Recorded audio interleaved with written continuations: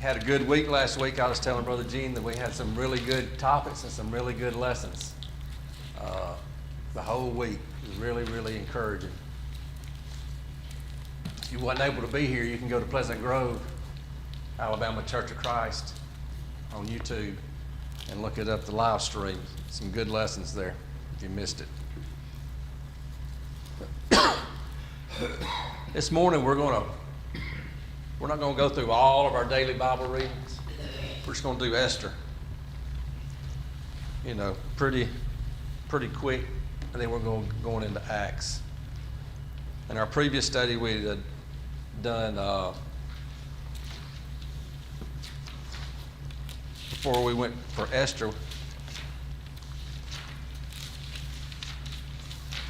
We had talked last week about Ezra,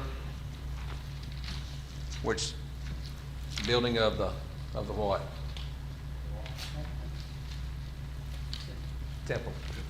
Temple. Ezra's the building of the temple, and Nehemiah was building of the wall. That's right. And now we have Esther. The book of Esther. And you can see through the past readings, you know, the providence of God and how God is in control of everything. And it's no different in Esther.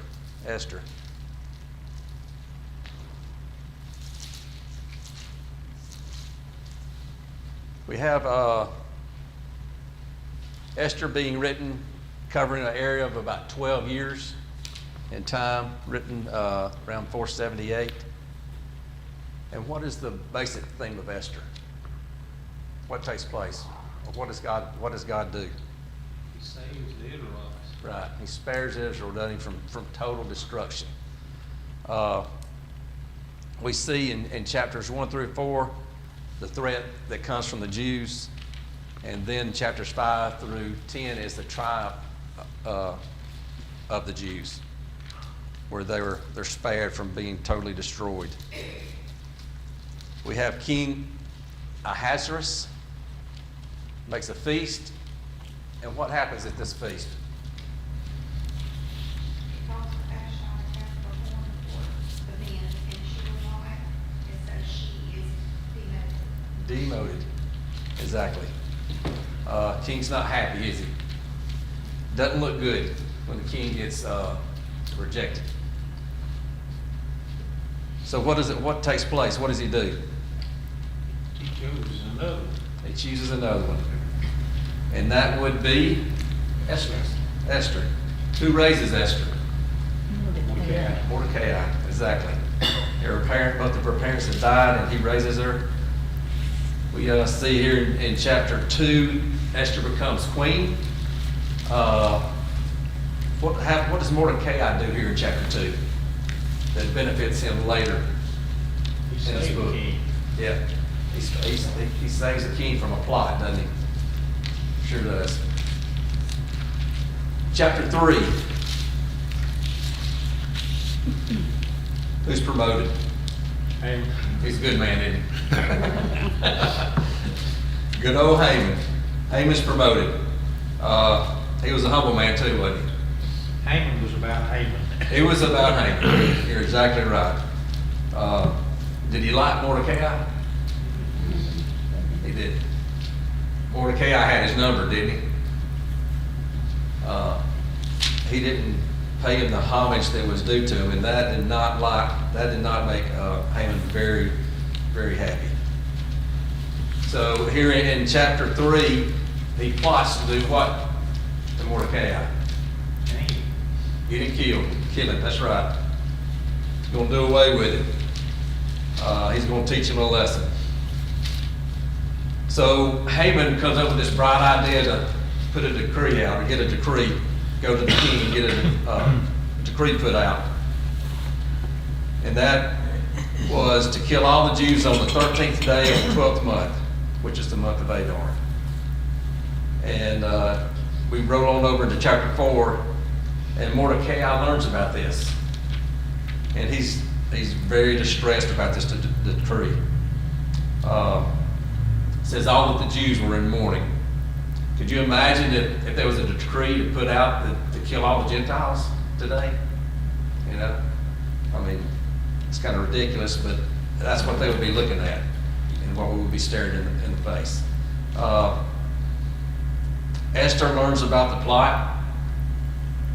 Mordecai tells her about it, and he tells her what she's got to do. And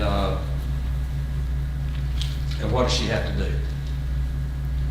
Go into the king. Lead to the king. Yeah, she has to go before the king, which is kind of, why is that kind of iffy when you go before the king? If you don't wanna listen, you dead. That's right. You gotta take your whole life in your own hands if he don't reach out his scepter and invite you. But she does it. In chapter 5, she goes before the king and requests that Haman and him come to a banquet that she's prepared for. And what does the good friends of Haman recommend that he do? Build the gallows. Yeah, build the gallows for Mordecai to be hung on. So he does it.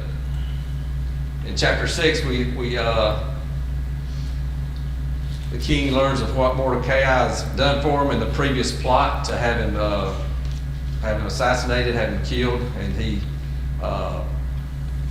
rewards him, or he's going to reward him. But the king asked Haman what should be done for this particular person that has spared the king's life. That's thwarted this plot against him. And what was it? They had people off the king's horse and the king's clothes, with the king's stuff all over the horse, like that person with the king. Yeah. And obviously Haman thinking it was going to be him, you know. So that shows his disposition and his attitude. But when the king tells him who it is and what to do, he's real sad about this. He's mournful about what this person he's built gallows for. He's supposed to have to parade around on the horse with the king's horse and all of his clothes and give him all this honor, which he thinks he was due him. So he's very sad about that.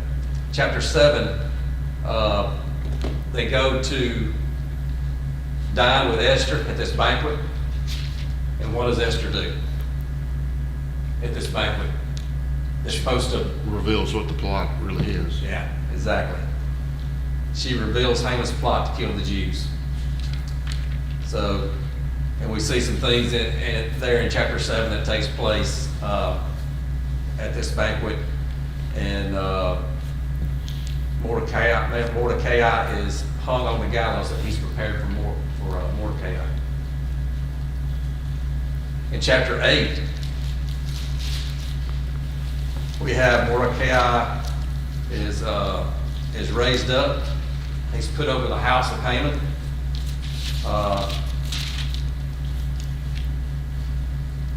What does Mordecai do about this event that this other decree that Haman has put into place with the king's seal? What does he do? They give the verdict that they can protect themselves. The Right. Jews can protect themselves, the event is still gonna happen, but they can stand up for themselves. Right. Because it's been sealed by the king, it's got to take place. But now before they couldn't defend themselves. So basically it's just going to be a slaughter. So now they can defend themselves. They have a fighting chance. So in chapter 9, when it gets time for this day, what happens to the Jews and what do? They won. They overpowered them, didn't they? They overpowered their enemies. We see there in chapter 9 also that Haman's 10 sons are hanged. So that day of mourning becomes a day of celebration. Becomes a holiday and a joyous time. And we see in chapter 10, Mordecai was second in command to King Ahasuerus. So, any comments or anything about, yes, Josh?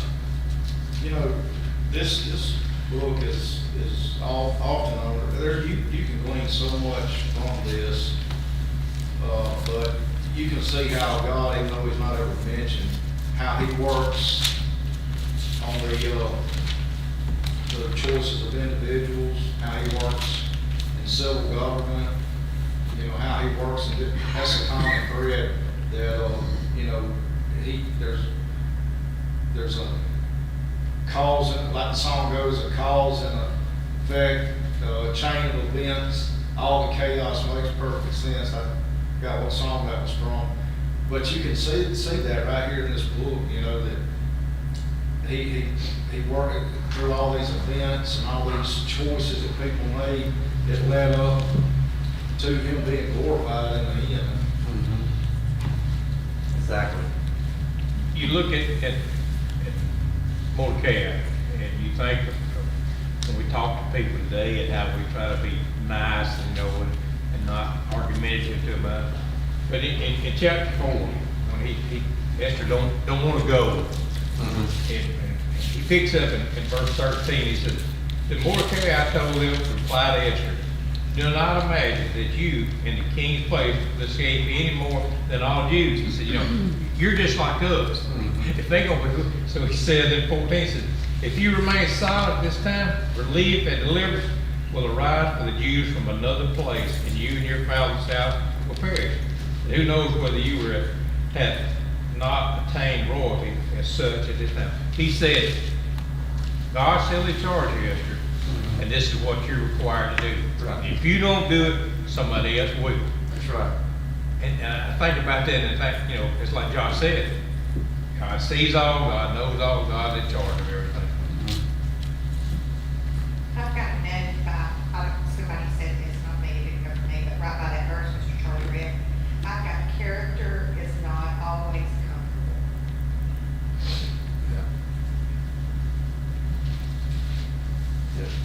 You could see that in different ages and times, there were men in place. Joseph was in Egypt, and he got there by an evil deed done by his brothers. Esther was a captive and being used by the king. Daniel was a captive, ended up number 2 man in Babylon, and so the Jews have the reputation, and in those times, rightly so, that they were in high places, and it's kind of been their history to stick together, work together, keep their identity, and even in a lot more modern times, you know, between World War I and World War II, the Jews managed to prosper in Germany, in a system where Germany was being badly treated by the First World War Treaty, and so they were focused on as an enemy, and so they've been the focus of a lot of plots and the work of bureaucrats. Haman was an excellent role model for bureaucrats. He worked his position in the government to do harm to other people for his advancement. And see, who else would the king honor more than me? Right, exactly. His head is probably about this big. We like that irony. Right. Yeah. And it seems like God's people were in the right place at the right time. I just can't see it being coincidence. All the way through the Bible. How about the wrong place at the right time? Yeah. They should have been dwelling in the land in Yes, peace that's with true. God. And, Yeah. I mean, but you got Rahab. I mean, yeah, the harlot in Jericho, you know. Of course, Christ's lineage comes through her. one person makes a difference. It does. There's lessons there for us, you know. We just gotta take them in. take them in. So, The Jews still celebrate Purim. oh, do they? Yeah. Pretty big thing, huh? Yes. And, They it's, couldn't keep the Passover, but it's not a feast, it's not a feast that God set up, they Right. set up themselves. mhm. Yeah. Okay, any other comments? A lot of good lessons in Esther. And we didn't even go through all of them. Didn't even touch the hem of the garment. Let's roll on over to Acts.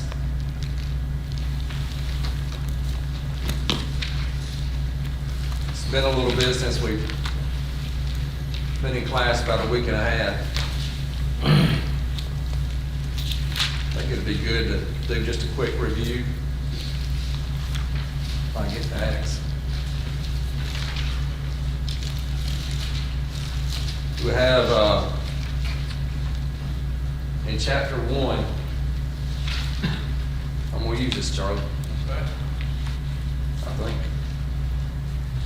Chapter 1, we have what? Section and appointment of the highest. Yep, Ascension, appointment of Matthias.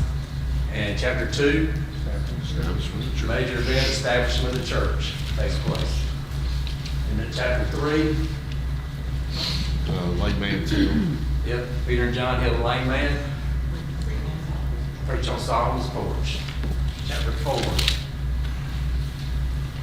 What happened? They preach on Solomon's porch. They're arrested. Yep, they're arrested. Come before the council. Yep. And then after that, we see the church, the benevolence of the church takes place. So you have, trying to suppress their preaching, and it continues to grow, doesn't it? Continues to grow. It's not gonna be squelched out. Chapter, 5, Ananias and Sapphira, they lie and die. And what happens after, at the end of the chapter?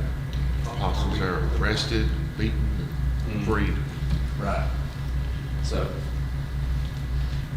and in chapter 6, special occasion that takes place because of the growth of the church. 7 are chosen to serve. Taken care of. Right. And the two main people that we've been talking about, those that are chosen, was Stephen and Philip. Stephen and Philip, or Philip and Stephen, correct. And we have here at the very end of the chapter, he's disputing with who? Freeman of libertines. Okay. Chapter 7, great chapter, history, speech by Stephen, and then he's stoned. And who's there at the stoning? That works. Yeah. So he's consenting and holding the clothes of Stephen. We have in chapter 8, when this takes place, what happens to the word, to the gospel? Scattered. People Scattered scatters. everywhere. Scatters. Thinking it's going to be squelched, it's not, but it scatters all over the place. It spreads. Okay? And then we have the conversion of Samaritans and the Ethiopians. Samaritan and Ethiopian. So what's so significant about the conversion of the Ethiopian involving Philip that Philip touched on? Philip Owens touched on. He was a Gentile. Okay, but what had to take place? Well, Where was Philip at? It was, you see God's hand in it, because they're brought together. Right. So you got Philip in Samaria, and you got this Ethiopian, assuming leaving Jerusalem. So Samaria, I don't have a map, but Samaria is way up above Jerusalem, and they meet on the road to Gaza. So I think it talks about the angel of the Lord talked to Philip. So he talks to him before the Ethiopian ever leaves. So Philip's got to get a head start on it. So just like Landon said, they're brought together, okay? of God's providence there. And you see a lot of God's providence in this. I was reading back over it. I don't remember us talking about it. Like I said, it's been a week and a half, so you don't remember. But it says there in I think it's about verse 26. It says, "This is a desert place." And then we know what happens with the eunuch saying that here is water. You just see, as we saw God's providence in Esther, we see God's providence here in this story with Philip and the Ethiopian, and it's a desert place. Mm-hmm. But yet we see the water, and then we see the necessity of the water. We see it right then. Just maybe pause and think for a minute. Yeah, yeah. Well, all this stuff's not by coincidence. That's right. I don't believe it. That's right. So. Okay, we're on chapter 9. We've been in chapter 9 for several times, and we're talking about the conversion of who? Saul. Conversion of Saul. A very committed man, and he was committed to what he thought was being obedient to God and trying to stop this one called Jesus and what he stands for. And in doing so, he goes to council and asks for letters to go get the Christians and bring them back. So he's on the road to Damascus, and what takes place? The light shines around him, the Lord speaks to him. Yeah, speaks to it. Sure does. I think it's good to note Damascus was a good way north and a heathen city, and there were Christians there already. Called to persecute. Right. We don't know anything about who was sent to Damascus to preach there initially. Right. Yep. So it was spreading. It was spreading. Let's I wanted to read really Acts 9, but I don't think we're gonna have a whole lot of time to do that. Let's go to the questions. I think it was last Wednesday when we had class, we got down to question number 17. Or 16 or 17. Let's do 16. What did Saul do personally while at Damascus, and what did he do to the Jews? And it makes reference to chapter 9 and verse 22. It says, "But Saul increased all the more in strength and confounded the Jews who dwelt in Damascus, proving that Jesus is the Christ." So what did he do? Increase in strength and fruit. Okay. Does anybody know what it says, confounded the Jews? If you think about it, here's a man that's just been killed. Yeah. And he's went from killing them to trying to save them. Right, right. And if I'd have been a Jew there, I said, oh, wait a minute now. Let's think about this here. Mm-hmm. Have to think twice. Yeah, I mean, you got to admit on Ananias, I don't know if I want to do this, But Yeah, the Lord had told him to go. Yeah. And these other Jews, the Lord had told them to go here. Mm-mm. No, but what does it mean to confound the Jews? What was he doing when he's confounding the Jews? Preaching that Jesus was Christ. Yeah. He was basically, from what I looked up, it said he was arguing with them to the point that they didn't have an answer to refute what he was saying. So you have the one, like Charlie said, that was killing Jews, and now he's arguing Jesus' point. So, I think there is a version that uses the word consternation. It's not a word that is used much, but it's a word that talks about causing anxiety and making you kind of think about things, and it's unexpected. It's just all these things that are involved in that, and I think that's a kind of a good thought process. It's like, you have no idea what's going on. This is unexpected. You're anxious about it. You're confused about it. It's just it's a real feeling there. Mhm. When you say, you would think, well, is he just trying to find out if I'm a Christian or not, so he can put me in jail? Right. Right. Or is this the Yeah. truth? Yeah, exactly. Exactly. Any other comment? We'll go to question 17. It says the time between events mentioned in 9:22 and 9:23 through 30, it's got in parentheses, there are many days, include Saul's activities, which Luke does not mention, but Paul does in Galatians chapter 1. Let's turn over to Galatians chapter 1.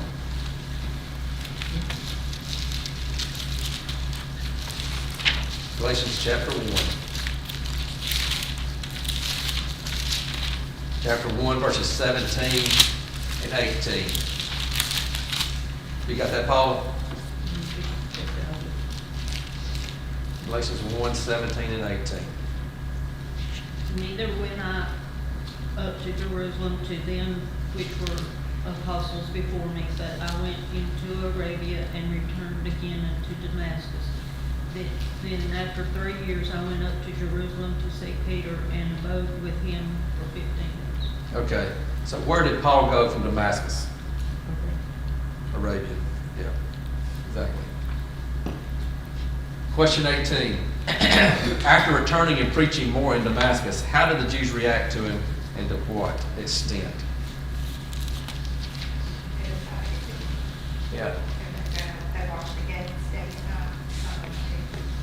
So tried to kill him. So you have the Jews knowing who he is and what he was doing before, turned 180 on him.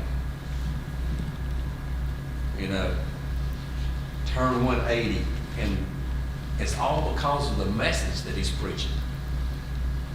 He's preaching Jesus. So, you know, they had to be respectful of him because of the things that he was doing when he was an ally with them. You know, he was taking the Jews, committing them to prison, killing them, but now he's on the other side. You know, that's the answer to every Jewish problem they have. Basically, the priest, let's just kill him. Don't read it, let's just And kill him. we've seen that before, Yeah. haven't we, somewhere, I think. Yeah. Just kill him. So, we don't agree with him, just kill him. Question 19, how did he escape?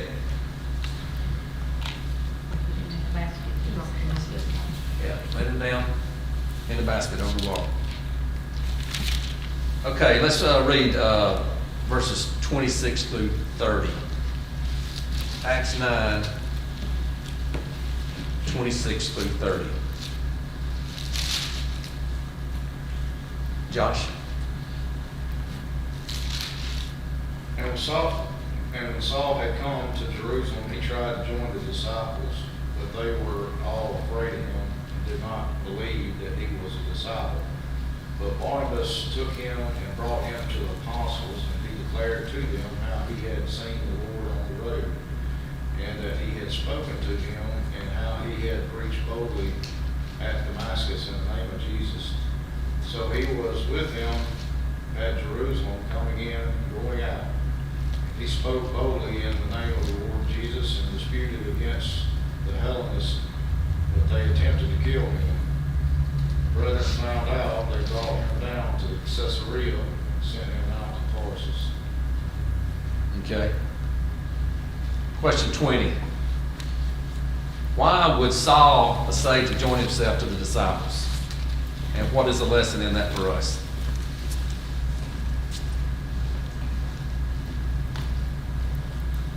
Why would he want to join himself to the disciples? He was one of them. His people now. Yeah, exactly.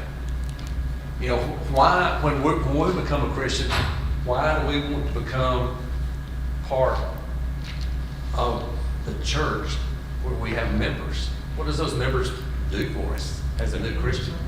Edify, Edify, build you up. build us up, encourage us. That's our family now. That's right. That's right. And he was wanting to attack us. attachment to him. Okay?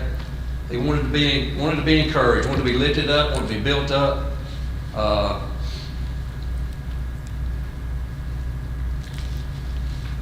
He had somebody that he could confide in, you know, the things that he was going through. He has a sense of safety with him, okay? And also, somebody that would have his back. Which took a tremendous amount of trust on the disciples for all things considered about Saul's past, how he persecuted and even tried to kill him. They didn't have any such, we just read in Esther where the Jews were told they can defend themselves. Well, there's no such, commandment at this point. They just had to, trust in the Lord to protect them and safeguard them. Right. And to accept somebody in that was, a source of all their, say, fears, that was a tremendous leap of faith on their part too. Why do you think they may have stepped out on that end of that plane and accepted him in the end? It tells us why, or a reason why they did that. Because they wasn't willing to. They didn't want to. Just like Ananias didn't want to go. But what happened to allow them to accept Paul? Barnabas, son of encouragement, steps in and says, hey, he's changed, he's different. Now, how would Barnabas know? How would anyone know that Saul had changed? How would anybody know if we have changed? By his actions. Him By his speaking actions. boldly about Jesus. His fruits. His fruits. What he's doing. How do people know that we changed? By how we act, our fruits.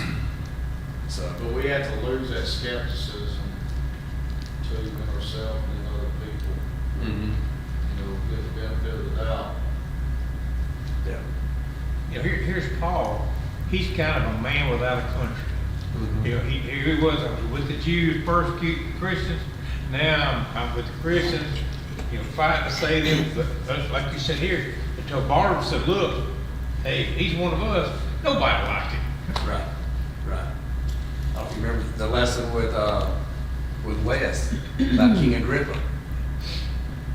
You want me to become a Christian? Are you crazy? Look at all the things that I lose. So, good points. Any other comment? When Paul was in Damascus and had to escape from there, he went to Jerusalem and was with the other apostles for some amount of time. And they wanted to kill him there. And then he ended up going to Tarsus, and that was his hometown. Where he's born. Yeah. And he was a Roman citizen, so he had freedom to travel throughout the Roman Empire. It was part of the citizenship, and he used that on occasion to prevent some persecution. Right. And then it says that, he says of himself one time he went into Arabia, and I'm not sure where he went. Yeah. That's just all we know is Arabia. Arabia was south of the Dead Sea, and on the other side, the River Jordan dumps in the Dead Sea, but it was on the other side of the Dead Sea, south. And one scripture says that Mount Sinai was in Arabia, and some people say Mount Sinai was down in the peninsula on the west. And, I think it's more accurate to say they were on the other side of the Red Sea. So there's a lot of geography. They had to cross the Red Sea there to get to Mount Sinai, didn't they? And when he left Jerusalem and went to Caesarea, the easiest way to get to Tarsus was in a boat from there. You go to Asia Minor, So he was covering a lot of miles. Yeah. Even at the very beginning, that doesn't add up all these missionary journeys. It'd be interesting to kind of follow and get a total of the miles that he traveled, and those when he was on a ship, I guess, were a lot easier than when he was on foot. In most cases, till the boats come apart. You find yourself floating on a plank. You look at this, Paul's life and his ability, his willingness, and his very, God couldn't have chose a better person to send to the Jews, to the Gentiles. You think that's a coincidence? No, I do not. I don't either. He also, he's experiencing now the same thing that he had dealt out. Right. He's running for his life because of preaching Christ, and he was previously arresting people who were preaching Christ. Mm-hmm. So he's experienced both sides of the fence. Right. And we see which side of the fence he stays on too. After he experiences that. Was it easier? No, it wasn't easier. It's much easier on the other side of the fence. When you're doing the persecuting than when you're getting persecuted. He's in charge on the other side of the fence. He's That's not right. there. He ain't in charge now. But he's looking for something. He's looking for, he's got a different goal.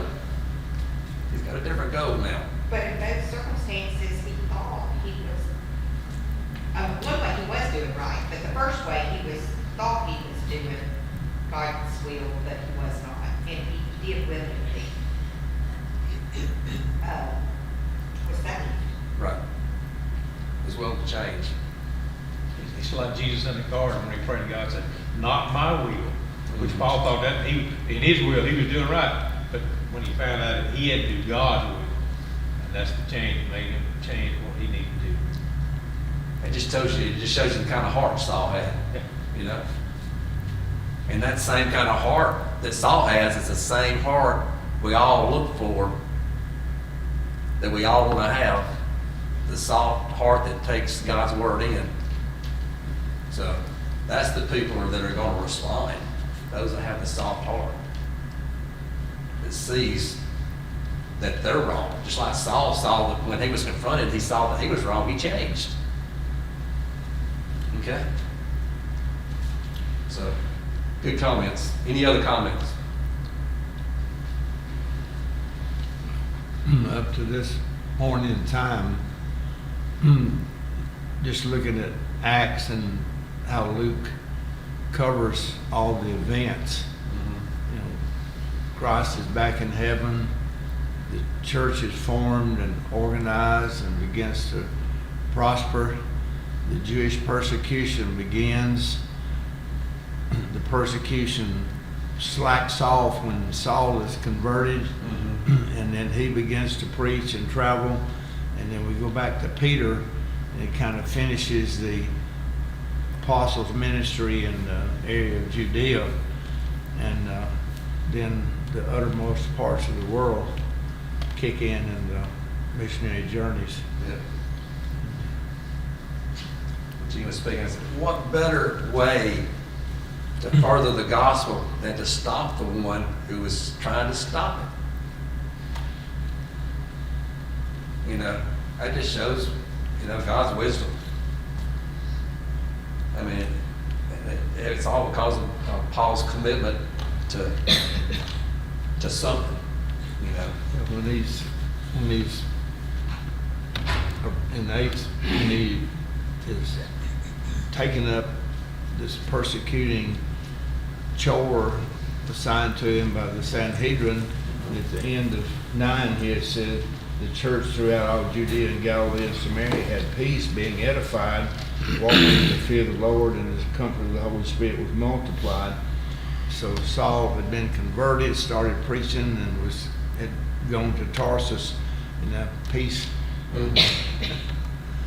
Obviously, there was not another zealous Jew able to take on the task that Paul had we don't read of somebody that took his place, do we? That stepped in to take, when he converted over, to take and carry out those proclamations by the high priest. And then it's on into the missionary journeys of Paul when the Jewish persecution arises again in a different manner in different cities. And of course, the Roman government gets involved in the persecution and gets worse on through the first century. But the persecution seemed to, wherever it was, the true believers were converted. It didn't slow them down. No, When you find the truth, and you've been, I guess, starved for the truth or looking for the truth, people grab hold of it when you're really looking. When you're willing to give up what your past life and change. well, it says in the fullness of time, God sent forth His Son. There was a common language of commerce. The Greek language was the language of commerce, and it was how people did business. And then there were Roman highways and ships to travel, and that was the known world at that time. Right. The Jews were looking for the Messiah, and when he got here, the core Zionist, I would call them, rejected the Messiah, and they still haven't fully caught on to that he's been here and done his work. And after they eat the Passover feast, the Orthodox Jews, when they eat the Passover feast, they have songs they sing, and the last thing they say is next year in Jerusalem. Really? To eat the Passover feast, and so they hold on to that idea. Yeah. After God, told them through Jeremiah, which covenant you broke, and here's what's going to happen. They're fighting over that little Cool story. 10-mile wide strip of land, and of course Gaza is in the newspapers prominently, and Yeah. it's all history. Yeah, but it was the perfect time for the church. In the fullness of time, perfect time for it to start. Everything was in place. Just think about if God had waited till our day to preach the gospel. Right. If you talk about the power in the word back then, I was thinking about, as we read so far here in Acts, those that were preaching the word was either put in jail or beaten every time they did that. And yet, here's people seeing the message or hearing about God, and they obey it. They were Churches still grow. obeying. Yeah, still. Yeah. That shows the power of it. I worry about if we been that busy today as they were back then. We would want to hope we are. Yeah. Or, so, well, our time is up. We'll start on question 22, Wednesday night.